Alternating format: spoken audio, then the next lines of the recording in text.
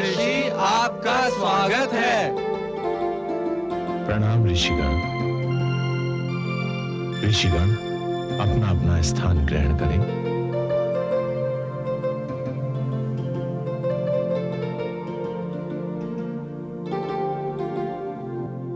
हे महामुनि सूत जी, जिस गजराज का शीश काटकर गौरी नंदन के शरीर पर लगाया गया था, वो गजराज माता पार्वती के ही थे। निश्चित ही शौनक ऋषि, वो गजराज माता पार्वती का ही था। और इस कथा का सबसे महत्वपूर्ण तथ्य यही है कि उनके ही गजराज का शीश काटकर उनके पुत्र को लगाया गया। हे महर्षि सूत जी, मां पार्वती ने शोक के इस पर्वत को किस प्रकार सहन किया होगा कि एक ही क्षण में पुत्र गणेश और उनके गजराज का वध हो गया।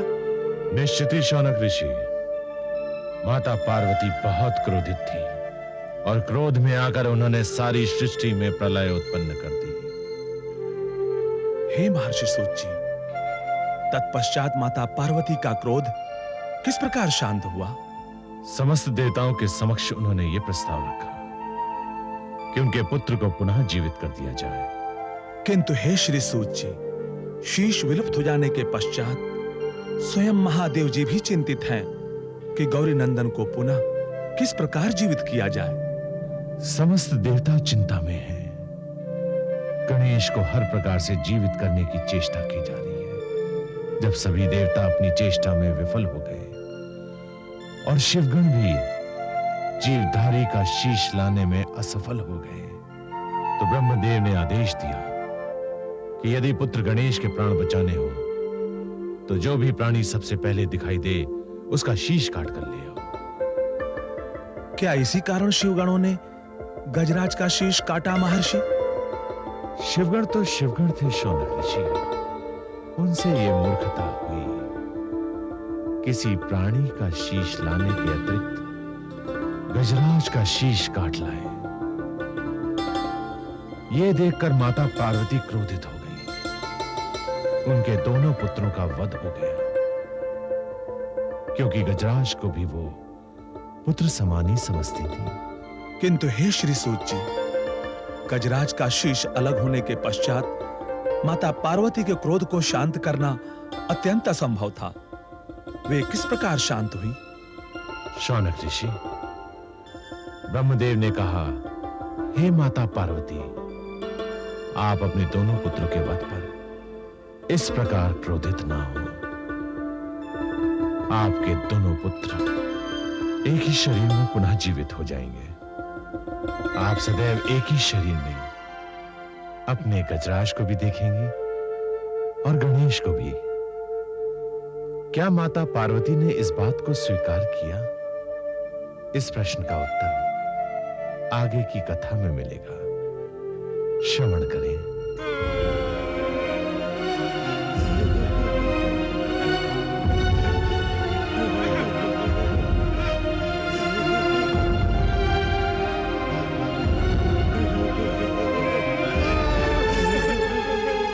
नारायण नारायण, ये क्या? गजराज का शीश? ये क्या नष्ट कर डाला है शिवगणों ने? हे प्रभु, हे देवाधिदेव, किसी भी प्रकार हमारे गौरी नंदन के प्राण बचा लीजिए। कृपा करके हमारे रक्षक के प्राण बचा लीजिए। ये आप समस्त गणों ने क्या कर डाला? देवी पार्वती के गजराज की हत्या कर डाली? क्षमा करें प्रभु, क्षमा करें।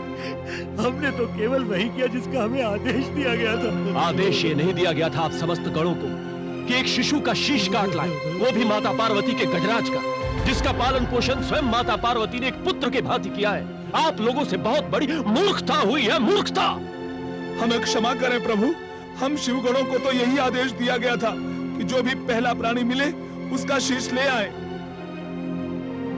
तो क्या आप लोगों को पहला प्राणी गजराज ही दिखाई दिया? हे प्रभु, यहाँ से निकलती हमारी प्रथम दृष्टि जिस प्राणी पर पड़ी वो गजराज ही थे। और आप लोगों ने देखते ही गजराज का शीश काट डाला, इसलिए कि वो भी एक प्राणी है। केवल आपने अपनी मूर्खता का परिचय दिया है, इसके अतिरिक्त और कुछ भी नहीं। हे शिवगण, निश्चित ही गजराज भी एक प्राणी है, किंतु आप लोगों को यह तो सोचना चाहिए था कि पार्वती नंदन गणेश का रूप एक मनुष्य का रूप है और गजराज एक पशु है। एक मनुष्य को पशु का शीश कैसे लगाया जा सकता है? ये कैसे संभव हो सकता है? हे प्रभु, हमारी मूर्खता को क्षमा कर दे। हमसे बहुत बड़ी भूल हो गई प्रभु। नारायण नारायण। अब क्या होगा मुनिवर? पहले से ही कुपित देवी किसी प्रकार शांत हुई थी, अब पुनः क्रोधित हो जाएंगी। ये तो हमारे समक्ष और भी जटिल समस्या उत्पन्न हो गई है। इसका निवारण क्या होगा? ब्रह्मदेव के अनुसार समय बीतता जा रहा है और यदि यह समय यहीं समाप्त हो गया तो हमारे लिए संकट ही संकट है। हमें शीघ्र ही इस संकट का समाधान निकालना होगा। हे देवो, इस संकट का समाधान केवल एक है कि पुत्र गणेश को शीघ्रातिशीघ्र पुनर्जीवित किया जाए। किंतु ब्रह्मदेव, किसी मनुष्य के शीश के बिना हम बालक गणेश को किस प्रकार जीवित कर सकते हैं? हे जगत पालक, हमारे पास केवल अब यही उपाय है कि बालक गणेश के धड़ पर गजराज का शीश लगा दिया जाए।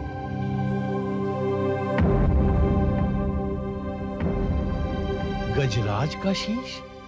ये आप क्या कह रहे हैं ब्रह्मदेव? आप पुत्र गणेश को पशु बनाना चाहते हैं? महादेव, बालक गणेश को जीवित करने का केवल यही एक उपाय है। नारायण नारायण। किंतु ये एक माँ के साथ बहुत बड़ा अन्याय होगा महादेव, कि उसके पुत्र को एक पशु का रूप दे दिया जाए। कृपा करके आप ऐसा न करें ब्रह्मदेव। क्रोध में आई हुई देवी पार्वती अत्यंत क्रोधित हो उठेंगी। वो कदापि अपने पुत्र को किसी पशु के रूप में स्वीकार नहीं कर सकेंगी। हे देवों, शीघ्रता में कोई कार्य नहीं बनता। यदि आप समस्त देव मुझे एक अवसर दें तो मैं शीघ्र अतिशीघ्र पुत्र गणेश की आयु के शीश को आपके सामने लाकर उपस्थित कर दूंगा। अन्य किसी भी शीश का कोई लाभ नहीं होगा इंद्रदेव, और आपके पुनः उपस्थित होने तक समय बीत चुका हो। क्या यह निर्णय आपका अटल है? गजराज के शीश के अतिरिक्त गणेश को कोई दूसरा शीश नहीं लग सकता? नहीं, अब यह संभव नहीं है। हे ब्रह्मदेव, हमें कोई भी निर्णय बहुत सोच समझ कर लेना होगा। गणेश के वध के पश्चात माता पार्वती क्रुद्ध तो है ही। यदि उन्हें यह पता चलेगा कि उनके गजराज की हत्या कर दी गई है तो प्रलय मच जाएगा, प्रलय। समस्त संसार का सर्वनाश हो जाएगा ब्रह्मदेव, सर्वनाश। मातेश्वरी, मातेश्वरी, मातेश्वरी, मातेश्वरी। अब क्या व्यर्थ घटित हुआ? ये कैसा शोक, ये कैसा विलाप प्रकट कर रही हूँ। मुझे शीघ्र इस विलाप का वृतांत कहकर सुना। अब तो सब कुछ समाप्त हो गया मातेश्वरी, सब कुछ समाप्त हो गया। कुछ भी शेष नहीं रहा। उन्होंने उनकी भी हत्या कर डाली मातेश्वरी। एक और हत्या? हे माँ, उनसे जाकर कहें कि हमें जीवित क्यों छोड़ रहे हैं? हमारे भी प्राण ले ले, हमारा भी मस्तक काट ले। हे माँ, अब हम आपसे किस प्रकार कहें कि आपके द्वार के सामने क्या प्रलय घटित हुई है? अब मेरे लिए इससे बड़ा प्रलय और क्या हो सकता है? कि मेरे ही द्वार के समक्ष मेरे ही पुत्र का शव रखा है, जिसका शीश तक नहीं। कितनी अभागिन हूं मैं, अपने पुत्र के अंतिम दर्शन तक भी नहीं कर सकी। हे माँ, आप अपने एक पुत्र के लिए इतने व्याकुल हैं। आप ये कैसे सहन कर पाएंगी कि आपके भवन के द्वार पर एक नहीं 2 शव रखे हैं माँ, 2 शव रखे हैं। क्या? 2 पुत्रों की शव? किस पुत्र की बात कर रही हो? अब और किसकी हत्या होगी? हे माँ, उन्होंने हमारे गजराज की भी हत्या कर डाली। हमारी ही दृष्टि के सामने वे शिवगण हमारे गजराज का शीश काट कर ले गए माँ। क्या? गजराज का शीश? ये क्या अनर्थ कर डाला उन्होंने? मैंने निर्दोष गजराज की भी हत्या कर दी। हाँ मातेश्वरी।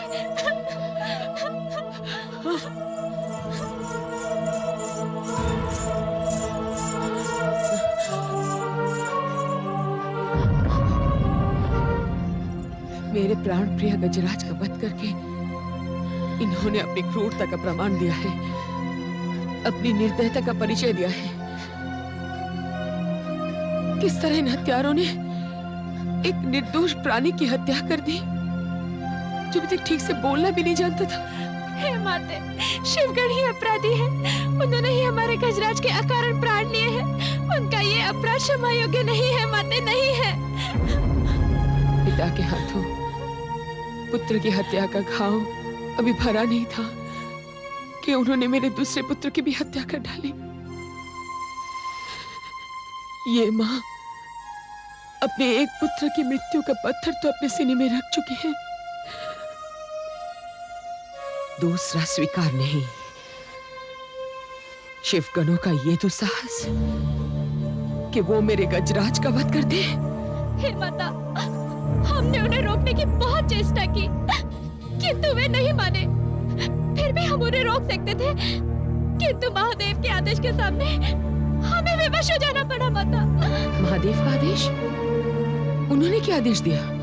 यही कि गजराज का वध कर दो। उन्हीं के आदेश में गजराज का वध हुआ है माता। क्या? महादेव के आदेश पर शिवगणों ने गजराज का वध कर दिया? हे माते, शिवगणों ने केवल गजराज का वध ही नहीं किया है, वे अपने साथ गजराज का शीश उठाकर ले गए हैं। क्या? गजराज का शीश उठाकर ले गए हैं? मुझे समझ में नहीं आ रहा है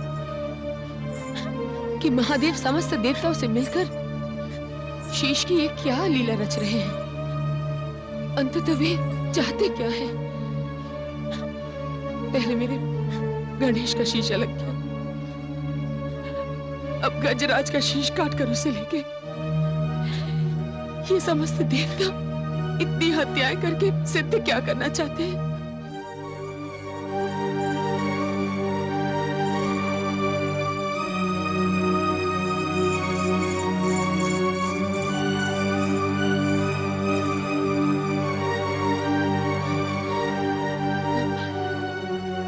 मैं आप समस्त देवताओं से पूछती हूँ, किसने मेरे गजराज का वध किया है? क्या पुत्र गणेश का रक्त बहाकर आप सबकी प्यास नहीं बुझी थी?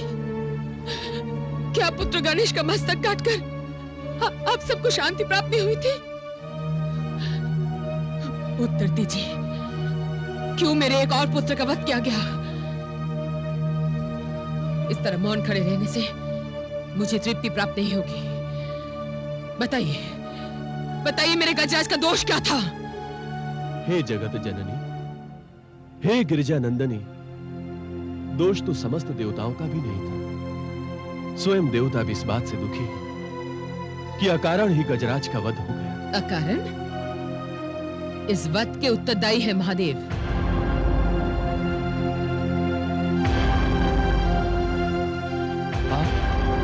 आप महादेव पर आरोप लगा रही हैं? गजराज की हत्या के उत्तरदायी महादेव कदापि नहीं है। हाँ हैं। इस हत्या के उत्तरदायी केवल महादेव ही हैं। इन्हीं के गणों द्वारा मेरे गजराज का वध हुआ है। मेरे एक पुत्र की हत्या करके आपका जी नहीं भरा, जो मेरे दूसरे पुत्र की भी हत्या कर डाली। मेरा गजराज मेरे पुत्र के समान था। जिस प्रकार मेरे भवन में गणेश का पालन हुआ था, उसी प्रकार इस भवन में गजराज का भी पालन हुआ था। क्षमा करें देवी, गजराज की हत्या मात्र एक दुर्घटना है और दुर्घटना के लिए किसी को भी दोषी नहीं ठहराया जा सकता। मेरे क्षमा कर देने से मेरे दोनों पुत्र जीवित तो नहीं हो जाएंगे? हे जगत जननी, पुत्र की मृत्यु का शोक केवल मां को ही नहीं है, उनके पिता को भी है। चंद्रमौलेश्वर के चेहरे से क्या यह व्यक्त नहीं हो रहा कि उनके हृदय पर भी शोक की ज्वाला गिरी है? इनका हृदय तो शीला का रूप है। ये कैसे किसी के शोक में व्याकुल हो सकते हैं? आपके महादेव के स्वभाव में तो केवल क्रोध है, दया कहां? क्या आप समस्त देवता इनके क्रोध से परिचित नहीं है? जब इनको क्रोध आता है तो उनका तीसरा नेत्र खुल जाता है। जिस ओर अपनी दृष्टि डालते हैं वह विनाश हो जाता है। हे माते, कृपया करके शांत हो जाएं। समस्त देवता गणेश को पुनः जीवित करने का प्रयास कर रहे हैं। आप शांत रहे शनिदेव। क्षमा तो मैं आपको भी नहीं करूंगी। मैं पूछती हूँ, मेरा गणेश उदंड था, असभ्य था, उसने महादेव को रोकने का अपराध भी किया था, परंतु मेरे गजराज का अपराध क्या था? वो निर्दोष तो अपने मुंह से एक शब्द भी नहीं बोल पाता था, तो उसे क्यों मृत्यु दंड दिया गया? संभवतः गजराज की मृत्यु में ही गणेश के पुनर्जन्म की रेखा अंकित हो। अर्थात आप समस्त देवता चाहते क्या है?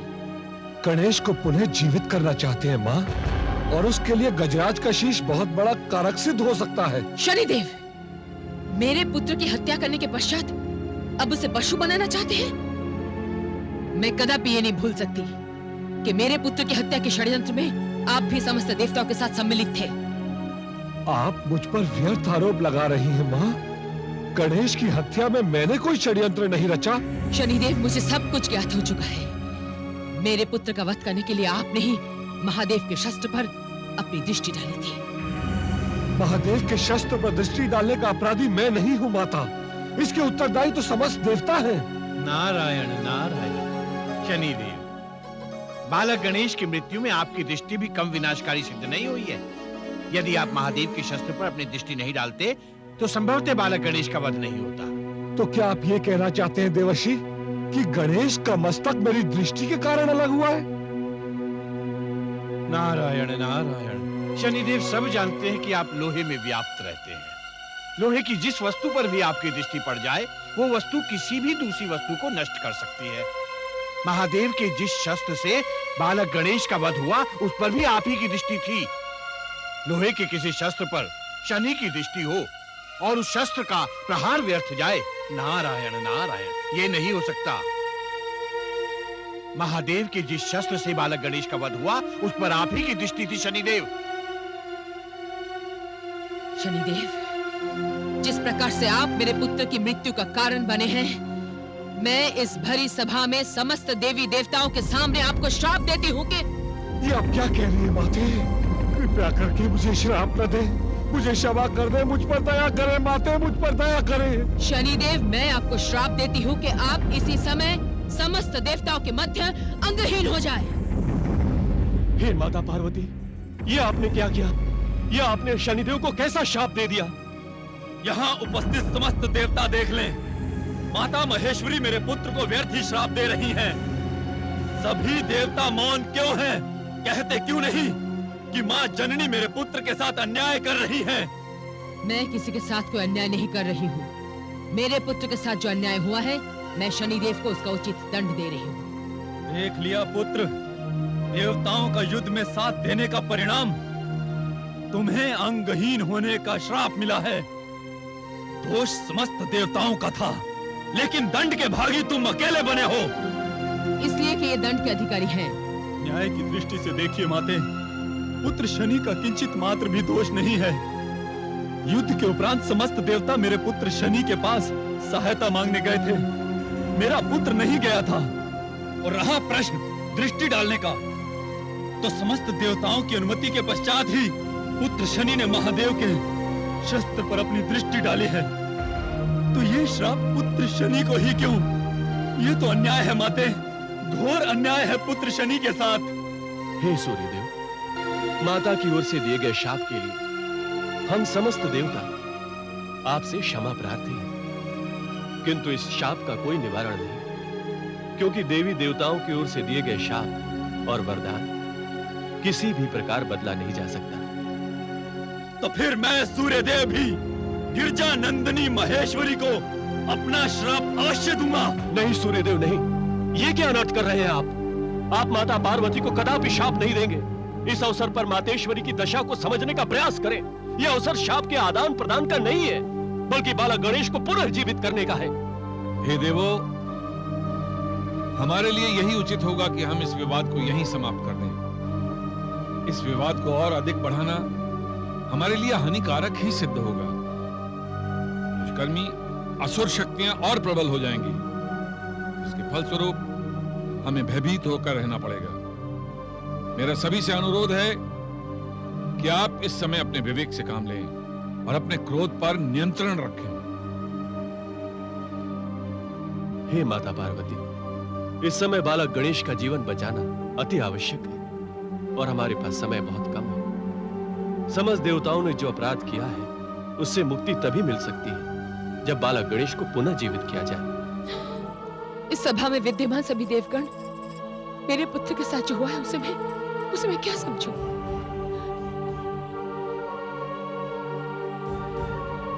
सर्वप्रथम इसकी मृत्यु, तत्पश्चात इसके पुनर्जीवन की योजना मेरी समझ में नहीं आता।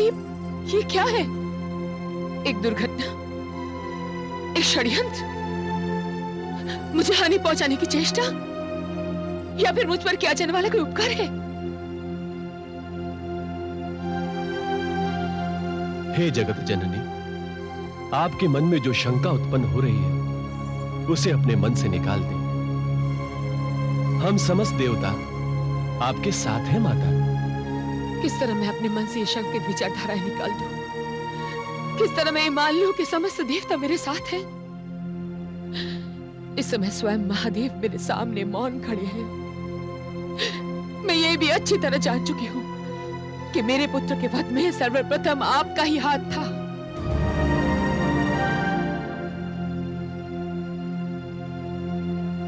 हे देवी, संभवतः आप मेरे बल और पराक्रम से अनभिज्ञ हैं। यदि मैं आपके पुत्र की हत्या करना चाहता तो उसे प्रकट ही नहीं होने देता, और यदि बालक गणेश प्रकट होता तो मैं अपने सुदर्शन चक्र से उसका मस्तक काट देता।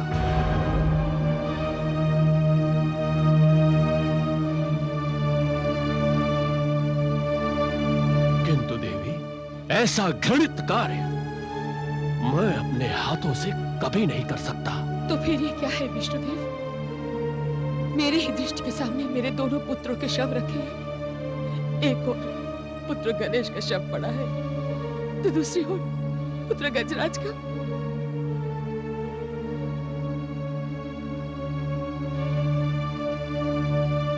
आप अपने पुत्रों के बारे में किंचित मात्र भी चिंता न करें। एक ही शरीर में आपके दोनों पुत्र जीवित कर दिए जाएंगे।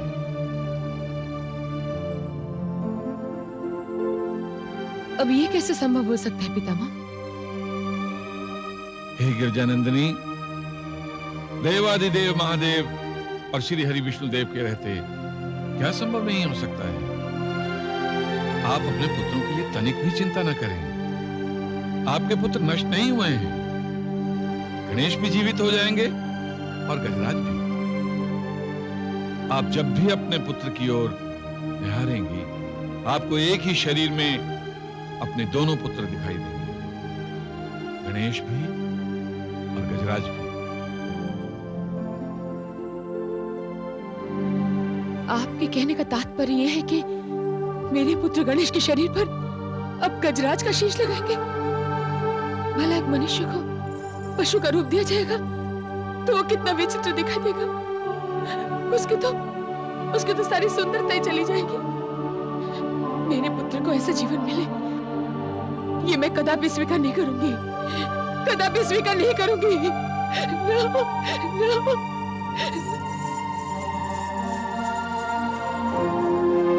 हे जगतपालक, देवी पार्वती का इस तरह रुष्ट होकर जाना उचित नहीं है। उन्हें रोकिए श्री हरि। उन्हें रोकना मेरे वश में नहीं है ब्रह्मदेव। कुपित माता पार्वती को कौन रोक सकता है? नारायण नारायण। लगता है मातेश्वरी इस बात पर सहमत नहीं है कि उनके पुत्र को गजराज का शीश लगाया जाए। वैसे भी यदि न्याय की दृष्टि से देखा जाए तो कौन मां अपने पुत्र को पशु के रूप में देखना स्वीकार करेगी? हे देवाधिदेव, अब अंतिम निर्णय आपको लेना है। यदि बालक गणेश को पुनः जीवित देखना चाहते हैं तो हमें गजराज का शीश ही लगाना होगा। पुत्र गणेश का स्वरूप कैसा भी हो, उसे स्वीकार किया जाएगा। पुत्र गणेश को पुनः जीवित करने का कार्य आरंभ किया जाए। हमें किसी भी प्रकार पुत्र गणेश का जीवन चाहिए। और रहा प्रश्न देवी पार्वती के रुष्ट होने का, तो उसकी चिंता आप ना करें। हे देवी लक्ष्मी, हे देवी सरस्वती, आप देवी पार्वती के पास जाएं और उन्हें समझाएं कि अपना हट छोड़ दें।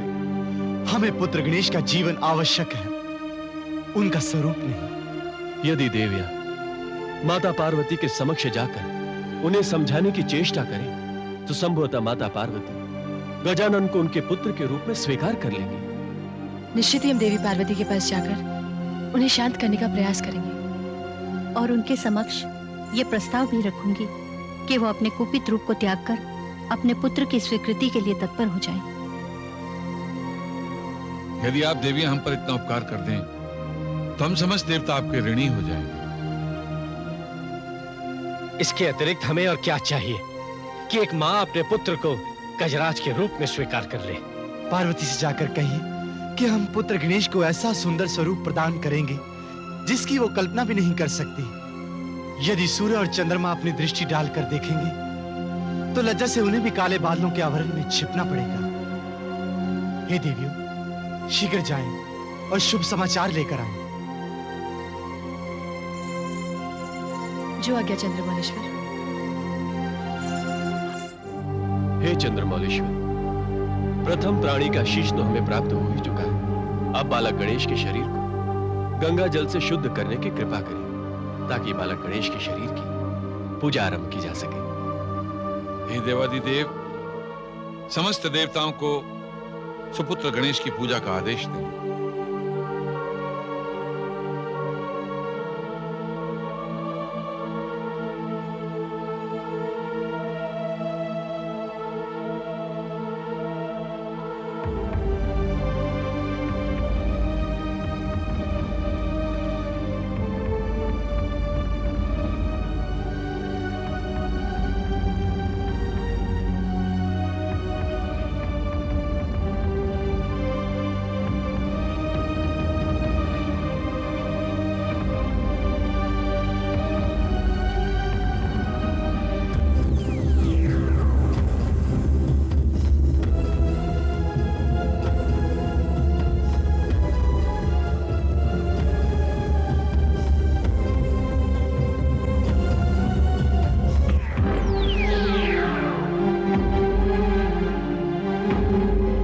लाए गए गजराज के शीश को हमारे समक्ष रखा जाए।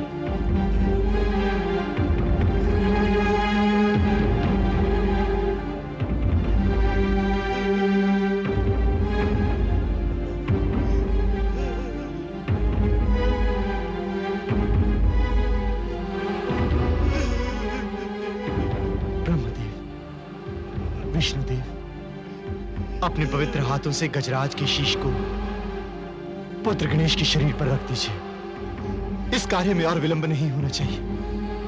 चंद्रमौलेश्वर का आदेश शिरोधार्य है।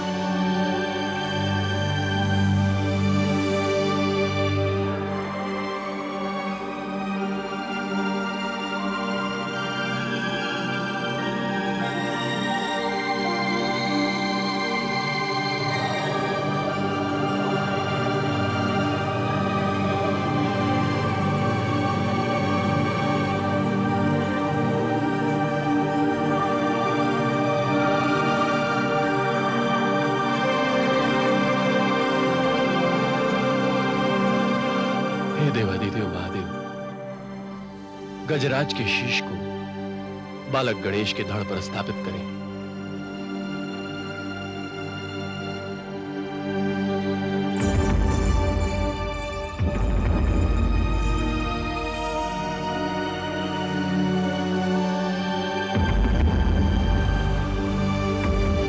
ठहरिए। देवी लक्ष्मी, क्या बात है? इस होने वाले शुभ कार्य को आप क्यों रोक रही हैं? माता पार्वती के आदेश पर।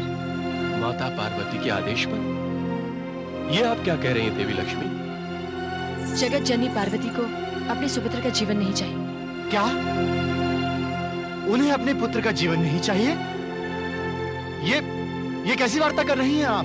देवी लक्ष्मी बिल्कुल सत्य कह रही है। महेश्वरी पार्वती गजराज के रूप में अपने पुत्र का जीवन स्वीकार करने से पूर्व समस्त देवताओं को प्रतिज्ञाबद्ध करना चाहती है। प्रतिज्ञाबद्ध? किस प्रकार की प्रतिज्ञा? वो अपने सुपुत्र गणेश को अग्र पूजा का अधिकारी बनाना चाहती है। अग्र पूजा का अधिकारी? किंतु पुत्र गणेश को अगर पूजा का अधिकारी कैसे बनाया जा सकता है? यदि आप समस्त देवताओं को देवी पार्वती का प्रस्ताव स्वीकार नहीं है, तो उन्हें अपने पुत्र का जीवन कदापि नहीं चाहिए।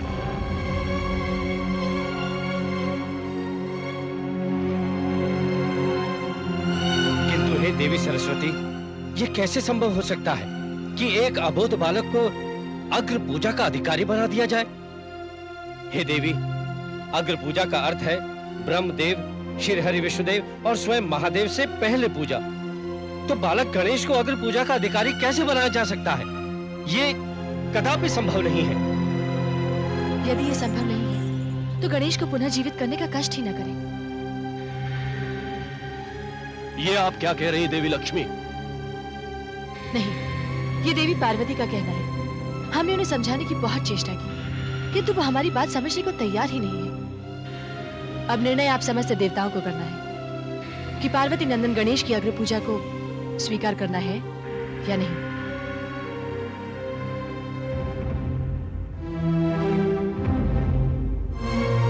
हे देवी लक्ष्मी, पार्वती नंदन गणेश को पुनः जीवित करने के लिए यदि माता पार्वती ये वचन चाहती हैं कि उनके सुपुत्र को अग्र पूजा का अधिकारी बनाया जाए,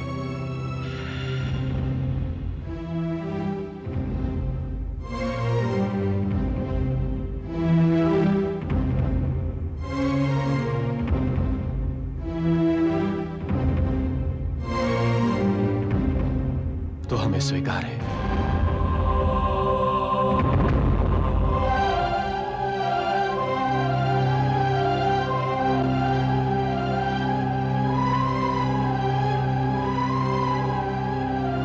श्री हरि विष्णुदेव, हे चंद्रमौलेश्वर, समस्त सृष्टि और देवलोक की इसी में भलाई है कि पार्वती नंदन गणेश को अग्र पूजा का अधिकारी बनाया जाए। केवल पार्वती नंदन गणेश ही अग्र पूजा के अधिकारी भी है। इसीलिए हे चंद्रमौलेश्वर, अपने सुपुत्र को दिव्य शक्ति प्रदान करें। आइए